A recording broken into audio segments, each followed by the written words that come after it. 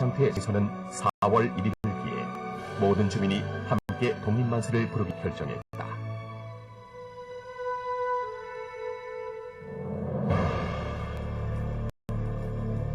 1919년 4월 1일 아운의 장터에는 이른 아침부터 사람들이 모여들어 침내 3,000명이 넘는 군중이 운행했다. 유관순은 직접 만든 태극기를 주민들에게 나누어주고 자주독립 쟁취를 위한 연설과 함께 독립만세를 외치자 군중들이 호응하여 만세 소리는 천지를 진동했고 감격과 흥분에 휩싸인 군중들은 대한독립만세를 외치며 거리를 행진했다. 이 소식을 듣고 달려온 일본 헌병들은 평화적 시위를 하는 군중에 닥치는 대로 총을 쏘냈다. 이날 일본 헌병의 무자비한 총으로 인해 유관순의 부모를 비롯한 19명이 죽고 죄 없는 주민 30여 명이 부상을 입었으며 유관순도 체포되었다.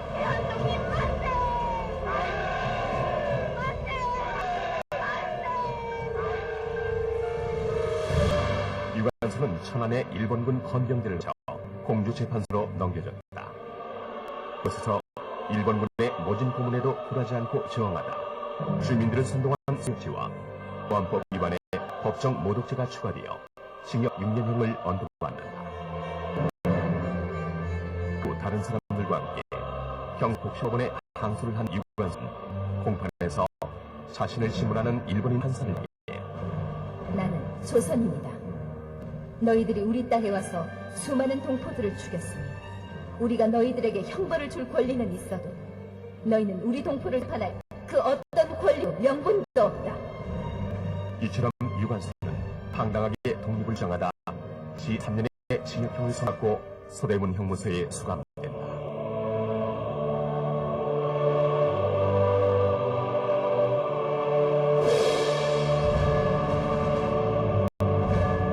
유관순은 감옥에서도 독립만세를 부르며 옥중 동료들을 격려했고 그마다 모진매와 고문을 했으나 끝까지 자독립의 뜻을 굽히지 않았다. 그러나 일제 계속된 고문과 체포 당시 입었던 상처가 도져 결국 1920년 그토록 목미어 외치던 조국의 입을 못 본 채 18살의 꽃다운 나이로 서대문 형무소의 어두운 강에서 순국하였다.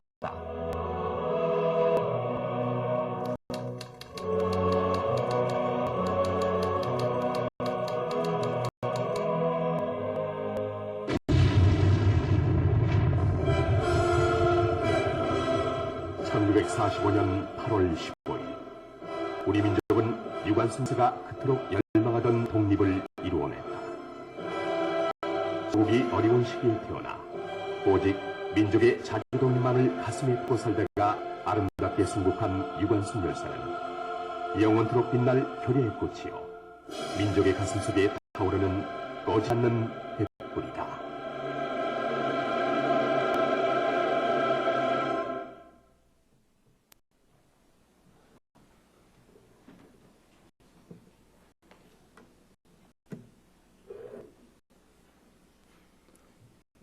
(1910년) 독립운동은 전 세계에 선포한 한국인의 긍지며 자유민의 선언이었던 것입니다. 모든 자의 독립국인과 자유민을 세계 만방에 선언하노라. 이것은 독립선언문에 기재되는 우리의 선언이었습니다. 이것은 약소 국민으로서 가지고 있는 민족의식, 애국심에 대한 발로로서 전 국민이 삼천리망망곡곡에 터뜨린 민족의 함성이었고 자유민의 갈구였습니다. 이런 역사적인 소명에 따라 우리 유관순 열사는 어린 나이에 독립운동을 하다가 그는 순국했습니다. 생각해보면 그의 순국운동은 철저하게 신앙에서 출발했습니다. 그래서 그의 순국은 곧 순교에서 출발된 것입니다. 그는 천안에서 출생했으나 어렸을 때부터 그는 신앙심이 두터웠고 성전에 가서 기도하는 것을 즐거워했습니다. 그 아버지는 고등공민학교를 세워 인재를 양성하다가 일제의 탄압과 가진 소문에 의해서 중병이 들게 됩니다. 그때 어린 간수는 성전에 가서 철야하면서 기도했습니다. 우리 아버지를 살려주시옵소서. 그의 기도를 들으신 하나님께서 그 밤에 관순에게 음성을 들려줍니다. 내 기도를 들었다. 내 아버지를 살리리라. 드디어 다음날 아침에 일어나서 아버지 방을 들어갔을 때 연희 때와 달리 그 얼굴에 화색이 있었고 그 아버지는 일어나 앉아 계셨습니다. 그 어린 딸의 기도로 아버지를 살렸고 이 소문이 공에 있는 선교사에게 귀에 들려서 드디어 선교사가 찾아와서 그 어린 딸을 공주로 유학을 또 데려갑니다. 그래서 어린 나이에 공주 영명중학교에서 공부를 하고 거기에서 영특해서 유학당에 서울로 유학을 보내어 공부하는 중 3.1운동이 벌어져서 그는 자기 고향 천안의 아운의 장터에서 독립만세 운동을 일으키게 됩니다. 그는 독립운동 만세를 하기 전에 매봉에 온 산에 올라가서 겟세마네 기도를 드립니다. 주님께서 땀방울이 핏방울처럼 떨어지며 기도하던 그 간절한 마음을 품고 어린 나이에 그 두려움을 극복하고 산정에 올라가서 이슬이 젖도록 그 이마에 눈물이 젖어 흘러 온 밤에 적시도록 밤을 지새우면서 이 민족을 구원해 주시옵소서. 전국 방방곡곡에서 외치는 독립운동에 민족이 자유할 수 있는 나라가 되게 하소서. 어린 소녀가 간절히 기도하고 다음날 장터에 모든 이제 주민들을 동원해서 대한독립만세를 외치다가 그 아버지는 현장에서 일본 총검에 의해서 순국하고 어린 나이는 감옥에 들어가 7년형을 받습니다. 그는 감옥에 들어가서 끝까지 기도와 찬송과 독립만세를 함께 했습니다. 그는 이렇게 말했습니다. 나는 기도가 애국이고 찬송이 애국이며 독립만세가 애국이다. 그의 입을 막으려고 했지만 나는 죽는 날까지 대한독립을 외치다 죽을 것이니 내 입을 막지 못하리라. 그는 끝까지 감옥을 기도원으로 삼았고 감옥을 교회로 삼았으며 감옥을 독립운동 현장으로 삼았던 것입니다. 그는 18세의 어린 나이에 죽었지만 지금도 민족을 사랑하는 애국심이 우리 가슴 속에 타오르고 있는 것입니다. 사랑하는 성도 여러분, 우리는 그러한 순국한 위대한 분들의 정신이 우리 속에 살아있으며 우리 자녀들에게도 이런 위대한 순국의 정신이 계승되기를 주름으로 축원합니다. 우리의 가슴 속에 타올랐던 애국의 정신은 예수님에게서 배운 것이었습니다. 예수님이 자기 민족 이스라엘을 위해서 그는 눈물을 흘리면서 기도했습니다. 예수님은 유대인으로 태어나서 유대인으로 살다가 유대인으로 죽었습니다. 그러나 그의 가슴 속에는 철저하게 자기 조국 이스라엘 사랑하는 민족심이 있었지만 그의 가슴 속에는 전 세계를 하나님의 나라로 품는 애국심에 불타 있었던 것입니다. 그에게 예수님은 땅에서는 자기 조국 이스라엘의 애국자요, 또 넓은 의미에서는 전 세계를 가슴에 품은 하나님 나라의 애국자였습니다. 그는 자기 조국과 전 세계를 품은 동시적 두 나라의 애국자, 하늘나라 애국자, 땅의 애국자. 그는 그가 자기 민족을 얼마나 사랑하셨는지 그는 언제나 자기 조국을 잊지 않았습니다. 에루살렘아 에루살렘에 하시고 오셨으며 그는 자기 조국을 언제나 위해서 쉬지 않고 기도했습니다. 예수님은 살아계시는 동안 3번 크게 우셨습니다. 한 번은 나사로의 무덤에서 사랑하는 나사로가 무덤 가운데 죽어있는 것을 보시고 안타까이 여기시면서 민망히 여기사 그 눈에서 조용히 눈물을 흘리셨습니다. 그리고 마르다와 마리아의 네 오라비를 내가 살려주리라. 그래서 무덤 가운데 나사로를 나사로야 나오라 하셔서 그를 살려주었습니다. 그때는 조용히 눈물을 흘렸습니다. 예수님께서 또 눈물을 흘리십니다. 그는 자기 조국 예루살렘의 멸망을 위해서 안타까이 여기셔서 감람산에서 기도하고 내려오시면서 예루살렘 성을 보시고 그는 눈물을 흘리며 통곡을 하셨던 것입니다. 예루살렘아, 예루살렘아, 네가 평화에 관한 일을 모르는도다. 숨겼구나. 하나님께서 이 토성을 헐고 이 성을 화하리니 돌 하나 돌 위에 남지 아니하리라 하시고 성전에 들어가셔서 성전에서 물건 파는 자들과 장사치를 다 내어 쫓으시면서 이렇게 말씀하셨습니다. 이 집은 만민이 기도하는 집이거늘 너희가 강도의 구례를 만들었구나. 채찍으로 다 몰아내셨습니다.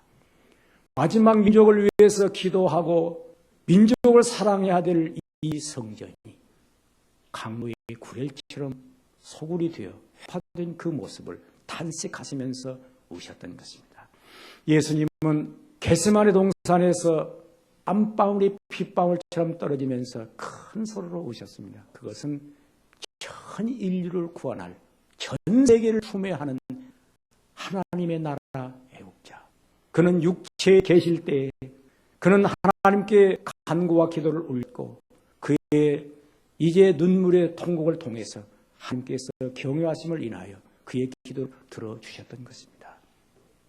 이러한 예수님께서 오직 애국심의 그런 불타는 정신으로 사셨기에 그 뒤에는 민족주의자들이 따라다녔습니다.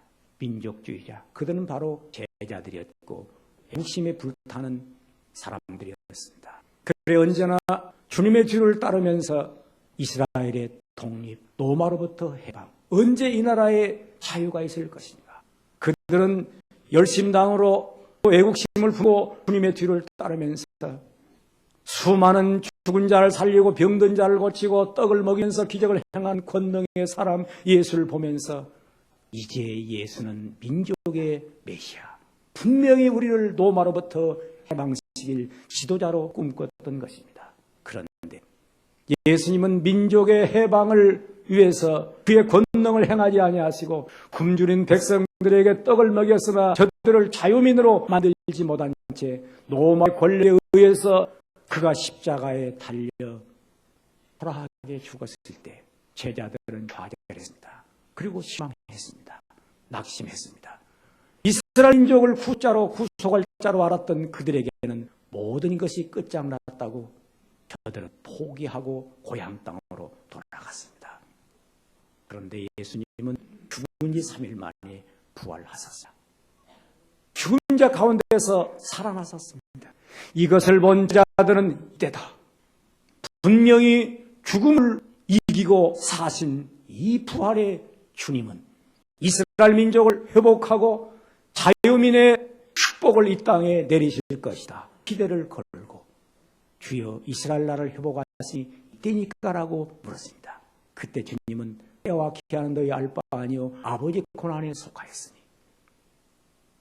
너희는 다만 성령으로 충만하라.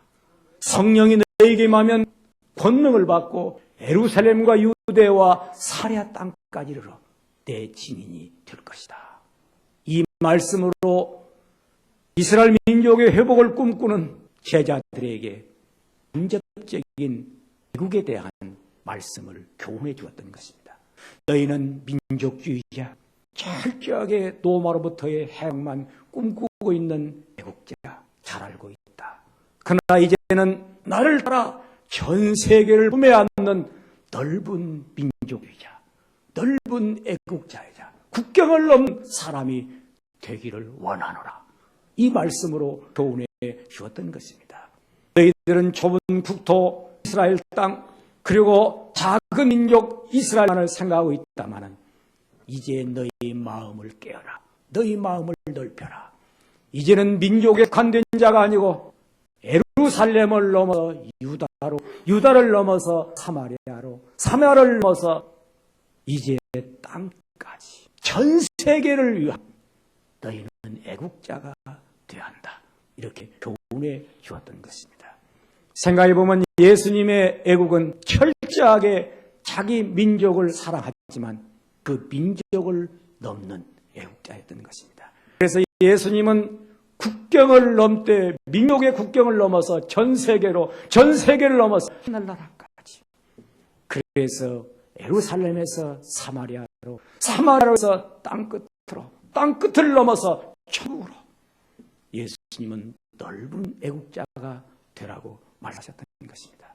오늘 우리는 한국 민족이라고 하는 민족식에서 깨어서 세계를 품는, 그리고 천국까지 하늘과 땅을 품에 안는 위대한 애국자가 되시기를 축원합니다. 그리스도인들에게는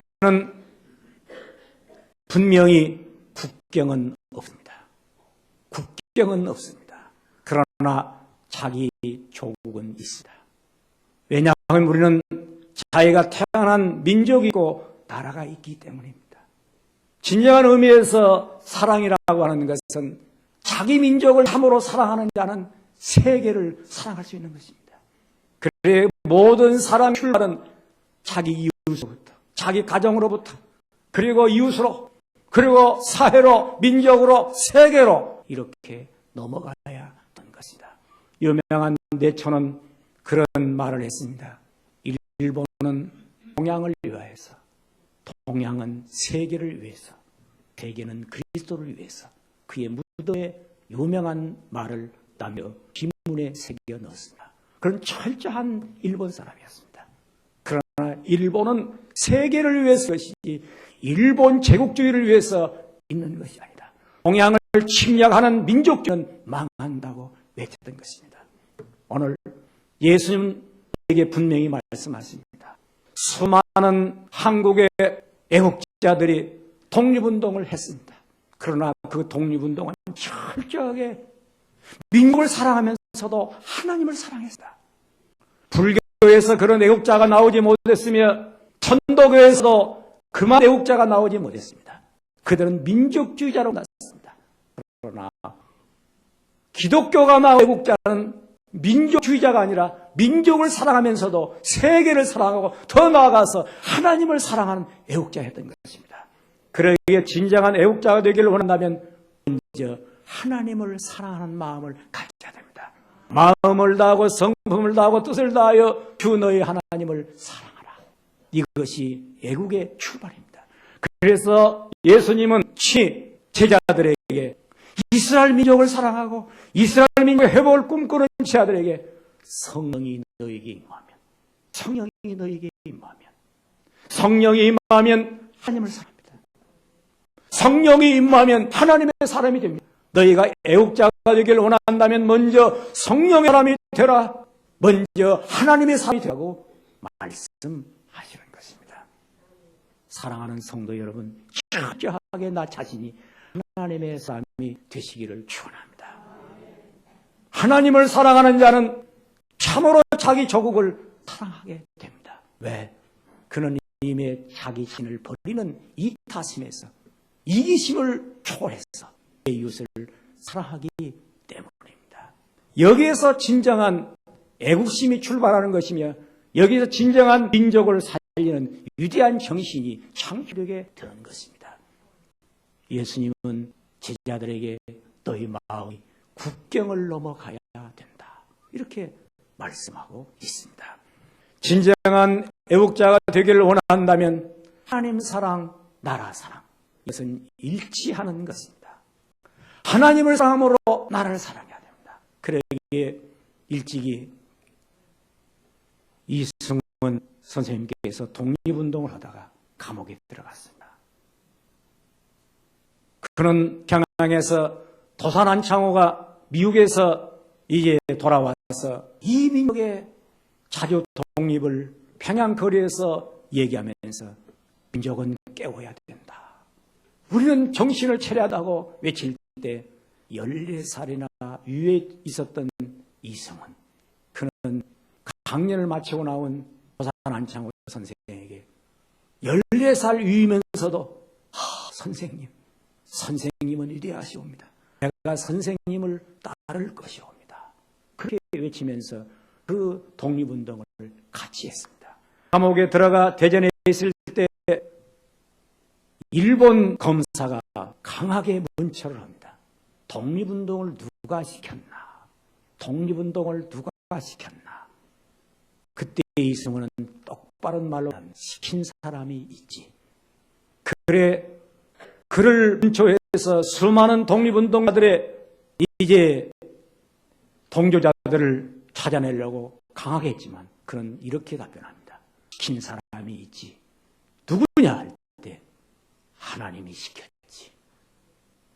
독립운동도 하나님이 시켜서 하는 독립운동.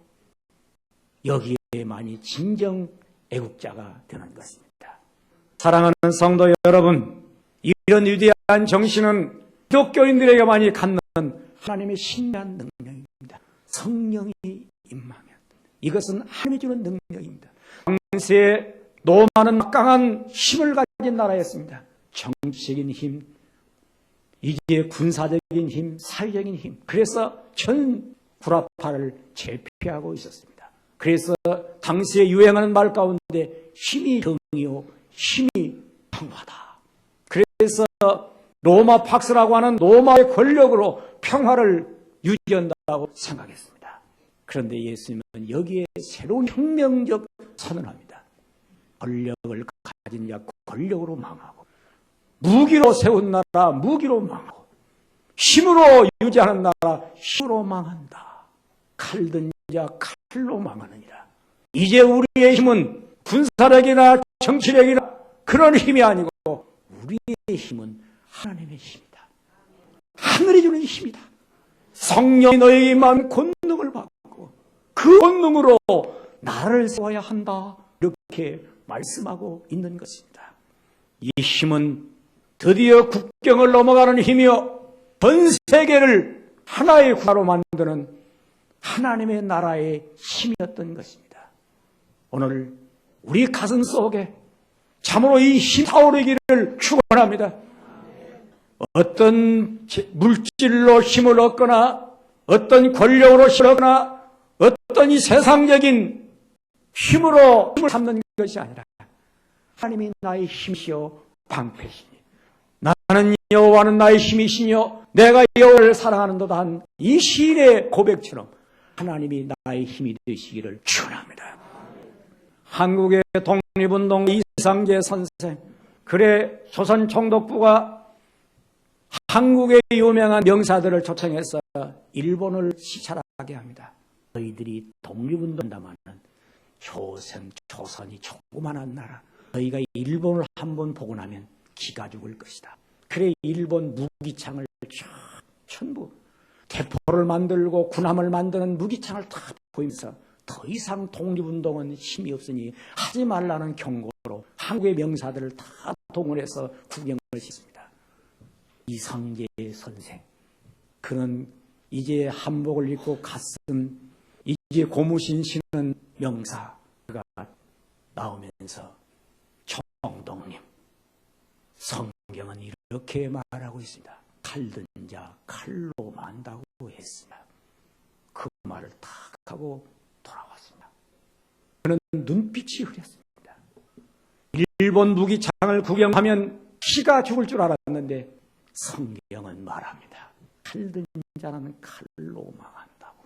이 한마디에 무력으로 힘을 삼았던 총군 자신이 간담이 선언했습니다. 조선 사람, 그 가운데서 하나님을 믿는 사람들은 막을 길이 없구나. 왜? 성령이 너에게 임하면 권능을 받고, 그 권능이 무서운 권능인 것을 알았습니다.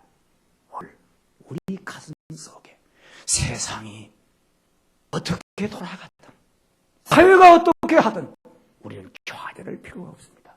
나라가 어떻게 되든 거기에 문제 삼을 것도 없습니다.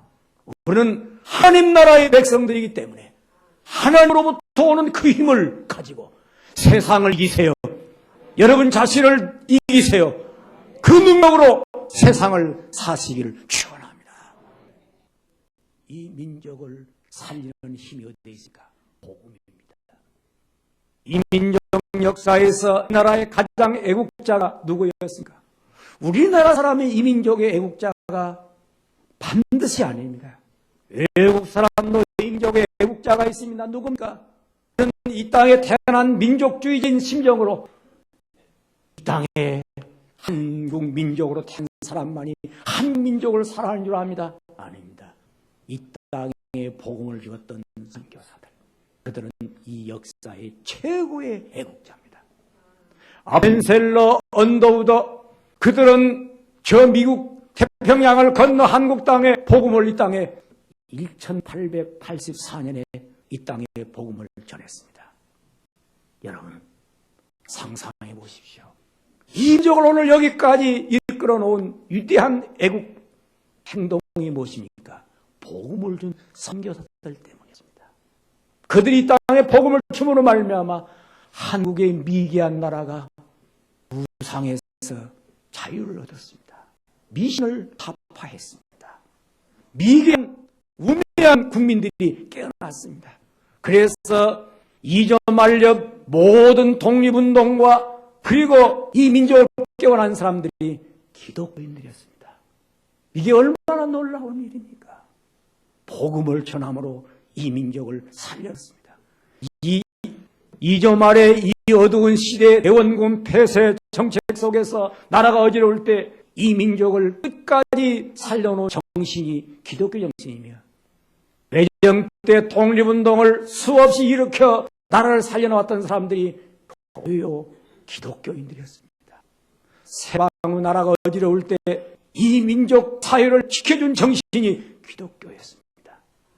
6.25의 전쟁에 참남한 나라가 폐화되어 살 길이 없을 때 그래도 교회가 마지막까지 하나님을 의존하고 기도하면서 이 땅을 지켜왔습니다. 해방 후 나라가 어지럽고 60년대 군사 독재에서 온통 이 나라가 자유를 잃어버리고 민권이 박탈당할 때 끝까지 감옥으로 출려가면서 민주화 운동에 생명을 걸고 오늘의 이 자유를 얻어놓은 게 기독교인들이었습니다. 그러기에 기독교야말로 민족을 살려내는 위대한 정신이요, 이 나라를 살려내는 위대한 진리요, 복음인 것입니다. 사랑하는 성도 여러분, 여러분이 이 나라를 사랑한다면 복음을 전해야 되는 것입니다. 복음을 전하는 것이, 이것이 간단한 것 같아도 민족을 살려내는 위대한 애국이 되는 것입니다. 이나 많은 사람들이 소망이 없다, 이 나라는 이제 미래가 없다고 말하는 사람들이 있습니다. 그 사람들은 전부 불신자들입니다. 우리가 소망이 있는 것은 누가 잘해서 소망이 있는 것이 아니라 하나님이 살아계시기 때문에 소망이 있는 것입니다. 여러분, 이 나라가 언제 정치를 잘해서 나라가 여기까지 왔습니까? 누가 경영을 잘해서 이 민족을 오늘 여기까지 이끌었습니까? 그런 것이 아닙니다. 누가 이 민족 교육을 잘 시켜서 여기까지 왔습니까? 아닙니다. 하나님이 이 민족을 사랑하기 때문입니다. 하나님께서 이 민족을 버리지 않기 때문에 우리는 여기 살아있는 것입니다. 그러기에 우리에게는 소망이 있습니다. 이건 이 민족의 복음 때문이다.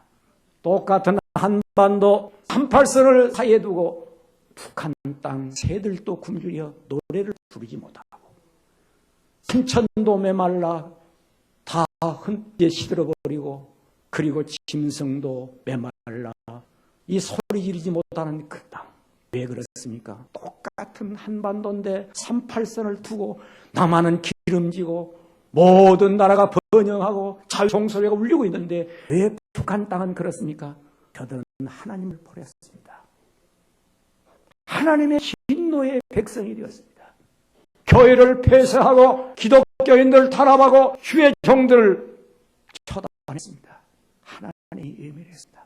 남한 땅, 정치가 잘해서가 아니고 누가 위대한 사람이 있어가 아니라 교회를 살려둔 이 복음이 이 민족을 살려내고 있는 것입니다. 그러기에 유명한 빌리그람 목사는 80년대 한국에 와서 여의도 광양에서 그런 말을 합니다. 나는 카나다에 갔다. 카나다의 숲속에서 새소리에 잠을 깼다. 나는 일본 도쿄에 와서 이 아침 엔진 소리에, 자동차 엔진 소리에 잠을 깼다. 그리고 일본의 번영을 보았다. 나는 한국 서울에 와서 잠을 깼다. 그것은 종소리에, 새벽 교회당의 종소리에 잠을 깼다. 분명히 한국은 세계의 희망이다. 새벽에 깨어 기도하는 나라, 새벽에 종소리 울려 퍼지는 나라, 한국은 세계의 희망이다라고 했습니다. 오늘 사랑하는 성도 여러분, 새벽을 깨어 기도하는 여러분은 이 민족을 살릴 것이며 세계를 살릴 것입니다. 그러기에 이 땅에 와서 일본 사람들이 놀란 게 있습니다. 60년대 한국에 와서 70년대 한국을 돌아보면서 한국의 두 가지에 놀랐습니다. 한국은 대학이 많다는 것이었습니다. 그런데 그보다도 놀란 것은 거리거리마다 십자가, 불빛이 밤이면 찬란하게 비치는 것이었습니다. 무지성 같으나 십자가의 불빛은 민족의 질서를 잡아주는 희망이 비친 것입니다. 사랑하는 성도 여러분, 십자가 든든히 붙들고 끝까지 나아가는 나에게는 진정한 가슴 속에 타오르는 애국, 그 정신이 민족을 살려낼 것입니다. 성경은 말합니다. 땅끝까지 이르러 내 증인이 되라. 증인이 뭡니까? 목숨 걸고 예수로 사는 사람, 순교자가 증인이다. 그래서 한국 역사는 순교자와 순국자가 일치했습니다. 교회당에서 찬송했으며 애국가를 불렀고, 그리고 애국가를 부르면서 저들은 찬송하고 나라와 민족, 이제 하나님과 국가, 이것을 일치시키면서 살아갔던 것이에요. 그래서 오늘 우리 가슴 속에 진정 이 민족을 사랑하고 나라를 사랑한다면, 나는 예수로 인해서 산다, 이 정신 후에 자기를 세우면 그 사람은 가정에 들어가든 사회에 들어가든 어느 곳에 들어가든지 민족 양심을 지키면서 애국자가 될 것입니다. 저 수요일에 가면 이준 열사의 묘소에 이런 글이 쓰여 있습니다. 도가 넓어 큰 나라가 아니고 인구가 많아서 대구가 아니다. 참으로 세계 양심을 가지고 살아가는 사람들이 있는 나라가 대국이니라. 대국이 무슨 대국입니까? 하나님 나라의 백성, 진정 그리스도의 증인된 심정으로 살아가는 양적인 사람, 끝까지 예수를 위해서 목숨을 걸 수 있는 사람, 이 사람만이 진정한 애국자요, 진정한 세계를 살리는 하나님 나라 애국자가 될 것입니다. 주께서 오늘 우리에게 말씀하십니다. 성령이 너에게 임하면 권능을 받고 예루살렘, 유대, 사마리아 땅끝까지 이르러 내 증인. 내 증인은 예수의 증인, 더 나아가서는 하나님 나라의 증인, 진정한 애국자. 이것은 주님께서 우리에게 주신 명령이다. 끝까지 하나님 나라 애국자로 땅에 살다가 천국에 들어갈 때도 애국자가 들어오는구나, 이렇게 맞이할 수 있는 성도들이 되시기를 축원합니다. 기도하겠습니다. 살아계신 하나님의 아버지, 은혜를 감사합니다. 오늘 약하고 연약하나 주께서 주신 말씀으로 강하고 담대한 그리스도의 증인 하나님 나라의 백성, 땅의 애국자가 될 것을 기대합니다. 오 주여, 우리에게 성령으로 무장시켜 주시옵소서. 성령의 권능을 입혀 주시옵소서. 나라가 어지러울지라도 흔들리지 않게 하시고 끝까지 하늘나라에 소망을 두게 하시고 그 믿음 위에 세워 주시옵소서. 놀라운 은혜 감사하옵고 예수님의 이름으로 기도하옵나이다.